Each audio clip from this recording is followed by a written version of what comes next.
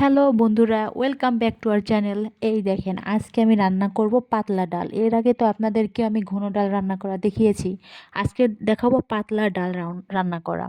এই দেখেন, সর্বপ্রথম আমি পাতলা ডালটা সিদ্ধ করে নেব পানি দিয়ে। সিদ্ধ করে নেওয়ার পরে পানি যখন হালকা হালকা থাকবে সেই সময়টায় ভালোভাবে ঘুটে নেব। ঘুটনি দিয়ে ঘুটলে ভালো হয়, আমি চামচ দিয়ে ঘুটে নিচ্ছি। আপনারা যদি হাতের কাছে ঘুটনি না পান তাহলে চামচ দিয়ে ঘুটে নেবেন, কোনো সমস্যা নেই। আস্তে আস্তে ঘুটে নেবেন যেন কোনো পানি না থাকে। আস্তে আস্তে ঘুরতে হলে হালকা পানি থাকবে, তখনই ঘুরতে শুরু করবেন। এই দেখেন, অনেকটা পানি শুকিয়ে গেছে। এখন আমি পরিমাণ মতো পানি দিয়ে দিব। দেখেন, ঘুটা হয়ে গেছে। পানি দেওয়ার পরে আস্তে আস্তে নাড়নি দিয়ে নাড়বো, বলক ওঠার জন্য অপেক্ষা করব।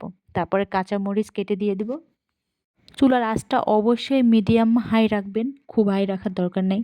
তারপর কাঁচা পেঁয়াজ আছে, কুচি কুচি করে কেটে দিয়ে দিব। পরিমাণ মতো লবণ দিয়ে দিব, যে যেমন লবণ খায়। তারপরে হলুদ দিয়ে দিব কালারের জন্য। তারপরে হাতা দিয়ে সুন্দরভাবে নাড়তে থাকবো বলক ওঠা পর্যন্ত। আস্তে আস্তে হালকা হালকা করে নাড়তে থাকবো, কারণ ডাউলে যত বেশি জাল করব তত বেশি মজা। সেজন্য ডাউলটা ভালোভাবে ফুটাবো, ভালোভাবে জাল করব। এই দেখেন, ডাউলটা কত সুন্দর হয়েছে দেখছেন।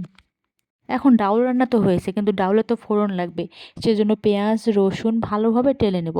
অনেকক্ষণ ধরে ভাজবো, হ্যাঁ, ভাজতে থাকবো ভাজতে থাকবো ভাজতে ভাজতে যখন একটা বাদামি কালার চলে আসবে তখন ডাউল যেটা নামাই রাখলাম ওটা ঢেলে দেবো। এই দেখেন, ঢেলে দিয়েছি।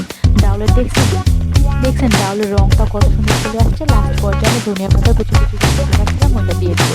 তারপরে অল্প একটু ঢেকে দিব, 1 মিনিট পরে নামাই নিব। তারপরে হয়ে গেল কত সুন্দর পাতলা ডাউল রেসিপি।